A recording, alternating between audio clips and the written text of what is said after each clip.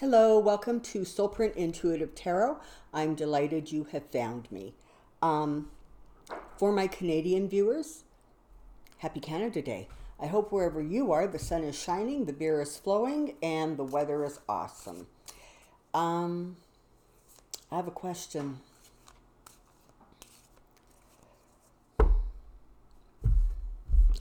What the hell, Ivanka? Come on. You're not a diplomat. What are you doing? You don't just stroll on up to a circle of countries' leaders and just insert yourself into the conversation. You're not at a cocktail party. It's the G20. Get it together. This is ridiculous. I want to know what's going on with her. She just, there is like overstepping boundaries, and there is kind of not understanding diplomacy and protocol. And then there's just being so far out of your league, you're in another room, okay? Ridiculous. So that's my question. What is the story with Ivanka, the G20? She's that person.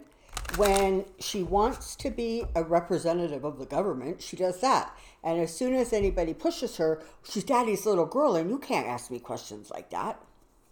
Good Lord.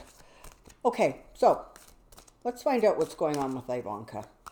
I mean, is she there to try to keep Trump calm? Is she there to, pursue business ideas? I don't know. Let's find out. Down you come. Okay, one more quick shuffle.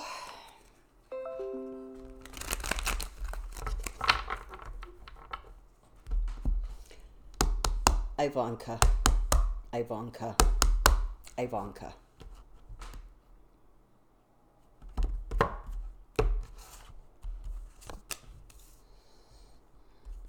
Absolutely. Part of her motivation is money. She wants, to make some contacts. She wants to fill her coffers, make sure that, her interests are taken care of. She thinks that she is much more respected and appreciated than she actually is. So on some level, she is so clueless. She actually does not understand that what she is doing and how she is behaving is completely inappropriate. It is completely not acceptable. And frankly, all the other world leaders are looking at her as if to say, like, come on, grab a clue. You don't belong in this conversation. I mean, she's not even really behaving in the role of, first lady or first daughter in these things, because you didn't see the spouses of all of the other world leaders strolling on up and, just joining a conversation. So truly, she's so out of her league, it's ridiculous. There's going to be a fair amount of criticism over this. I mean, she's certainly garnering some already. But honestly, it's just like water off a duck's back with her. She focuses only on kind of what she wants to focus on in her little world. And that's all that matters to her. In some ways, she is cut very much from the same cloth as her father is. What she wants is what she wants, and that's her focus and her priority. Now, make no mistake, part of what she wants is daddy's approval. She's just not clever. She's just not. She's forever going to be in a role of, working hard, defending herself, pushing back on attacks. And honestly, sometimes she really, really doesn't even understand why she is attacked. If I was less politically correct, I would call her a dumb blonde, and my apologies to every single blonde viewer or subscriber I have, because I know all of you are incredibly smart and very witty.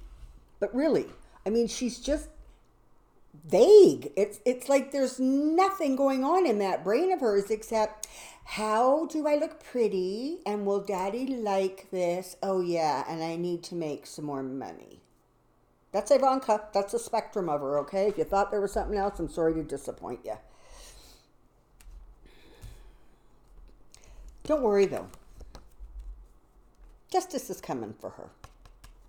She's going to get hers in the end. There's been a lot of talk of, did she flip to save herself? Did she, give information to the investigations? And she very well may have. But when she did that, her motivation was truly to just keep herself out of trouble so she could continue to reap the rewards that she feels that she is absolutely entitled to reap. And that includes stealing and lying and cheating and doing all of the amazingly ridiculous and disgusting things that daddy does.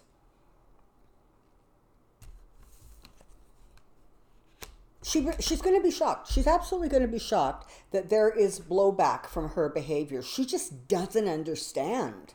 She just doesn't get it. She doesn't know why this is such an issue. She just feels like it shouldn't be an issue because you know what? She's special and she wants to do what she wants to do, and daddy says she can. So if daddy says she can, why can't she? The alliance between Trump and his daughter, we've already figured out it's kind of bizarre. But one of the things that is probably helpful to understand when it comes to Ivanka is that she was very much raised in an environment where women were sex objects. She was trained from a very, very young age that her value and her worth were very much connected to her looks, her speech, how she conducted herself, and if she made the big, strong man feel big and strong. Ugh. And you know what? There's a part of me that wants to say, you know what, have sympathy because she doesn't know any better. But there's another part of me that says that just doesn't fly. She is not 16 or 18 or, maybe even 20. She is a fully functioning, in her own fashion, adult. She is a wife and she is raising children. It is time for her to recognize when her behavior is not normal and is not accepted. And by time you hit her age, you have started to let go of your childhood and the behavior of your childhood. You have released that. You have become an adult. You are supposed to deal with things in an adult fashion. Every single person on the planet has been scarred by something. If it wasn't their parents, it was school, it was a relative, it was cruel friends. We all carry little cuts and burdens. But she doesn't get to just excuse it. That's just not a good enough answer. Again, her interest in being there was really about connecting with people overseas, trying to establish, some business connections, interest people in things that she might be doing going forward. They isolated her, okay? It was one of those situations where, and I'm sure all of us have been in this situation, where you're in a group of people and there's always that one person who's like kind of just being a goof. They're either talking about stuff that doesn't pertain to the conversation or they're inserting themselves where it doesn't belong. And everybody else in the group just sort of tactically ignores them. That's exactly what they did with her. And again, she doesn't get why. She thinks she's spectacular and she just doesn't understand it. Interesting that we have both the Lovers and the Two of Cups so close together, separated by the Hermit. So again, this goes back to the reason she was there was to try to keep Trump calmed down. He's agitated. The polling results are terrible. He's not getting the crowds to his rallies that he wants. The debates have happened and he realizes oh crap, I am up against some rather serious competition. So he's a little bit unhinged. Okay, a wee bit more than his normal state of unhinged. And a primary reason that she was there was to kind of try to keep Daddy calm. So there we have it. She is clueless. Nobody actually thinks there's any hope for redemption with her. She doesn't get it. She's confused by the blowback. And she's just not the sharpest, what's that crayon in the box? She just, she toodles along in her little fantasy world. And you got to understand, with someone like Ivanka, the way she judges or determines how successful she was in an interaction with other people is how pulled together and how attractive she thinks she looks. And if they smiled at her, and if maybe they complimented her, she's so much like her father, honest to God, people. That's all it takes for her to believe and feel that, she was brilliant, she was successful, and she accomplished everything she wanted to accomplish. I'm sorry, America. Honestly, it's bad enough you have this fool for a president, but you've got a first family that is an embarrassment globally. It's very sad. Very sad. Okay, I have another question. And this one has to do with, have a question. This one has to do, this reading is kind of as a result of the G20 and what's been going on over there. So my second question has to do with Kim Jong-un. We understand why Trump sort of issued that tweeted invitation. You know what? And to be fair, Trump is the first U.S. president to step foot on North Korean soil. However, he is most likely also going to be the first American president. In fact, you know what? Not going to be, because he already has been. Has been completely played for a fool by the North Korean leader and frankly the people of the world. I don't know that anything productive is going to come from the whole, nuclear kind of trying to calm that situation down. I really don't think so. And in part, because, don't get me wrong, I don't actually see there being a war. I don't see this going to the point where there's actually a confrontation and people's lives are in danger, particularly American lives. But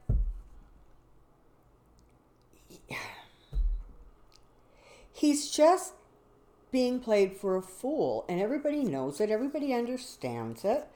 And so if he accomplishes anything, it won't have any teeth, right?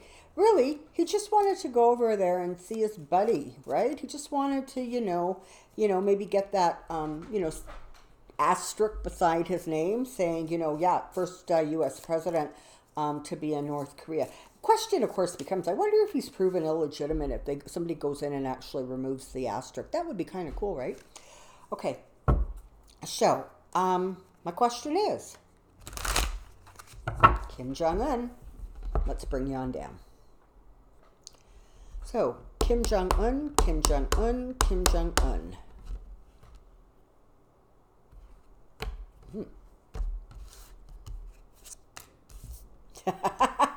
I'm sorry. They're like two peas in a pod. Oh my God, that's funny. I'm sorry.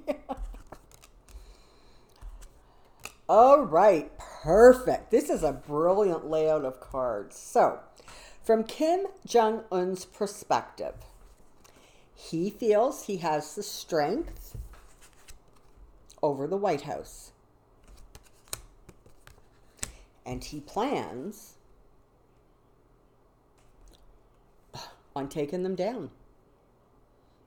He wants to put the United States sort of in a position of, being played for a fool, not seeing what's around them, having things happen that are beyond their expectations.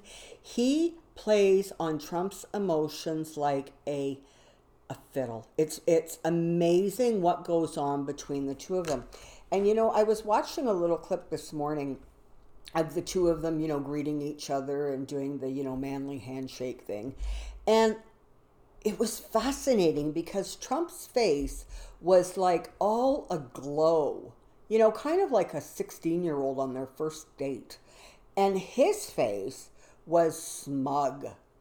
It wasn't it wasn't even cautious. Like before the other meeting, you could kind of see where it was cautious. He was being more reserved, but he actually was having an expression on his face that was very reminiscent of Putin when Putin is with Trump. It's that smug look of, you are such a fool. I am playing such a game with you, and you are, well, clueless, of course, is the word that comes to mind. Trump does not see his cruelty. Trump thinks that whatever he does is justified and fair. Again, small man, big stick. And we can justify anything and everything because big stick.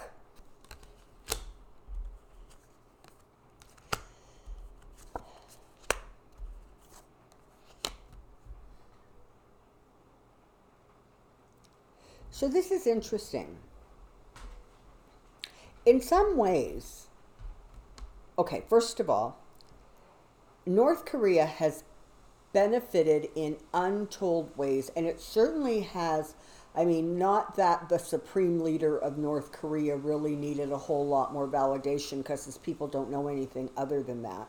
But it really has put him in a much better position, right? Because look at it, not only does the President of the United States travel to see him in another country, but now the President of the United States comes to North Korea, comes to Kim Jong-un. What else could the guy want? I mean, you can't pay for that kind of publicity, that kind of, good press, that kind of attention that's going to make you look powerful and strong for your people. But you know what? It's kind of interesting because, and I don't have a lot of clarity on this, it's sort of like a little smidge of a thought as opposed to a full-blown picture, but somewhere down the road, and I don't mean next year or in 2 years, I mean in 20 or 30 years from now, North Korea will have started to transition to another place and another way of being. Very much, I think, like Russia is going to transition to be a different country than they are now, and then what we're experiencing now. Because, of course, with the newer generations, that influx of energy that is very inclusive, very tolerant, very understanding, wanting to make things good and fair globally, countries are going to start to shift and change. But, of course, first, those dinosaur leaders have to be booted out. And one way or another, they will be. There is literally death to the behavior that goes on now. It will come to an end, and it will be replaced by something that is more fair, more just, and kings or leaders will rule with kindness and compassion and wisdom, as opposed to strongman techniques and hurt.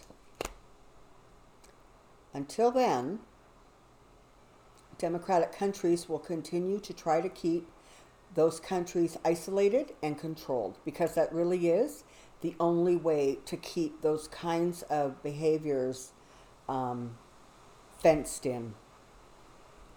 So, thank you so much for joining me at Soulprint.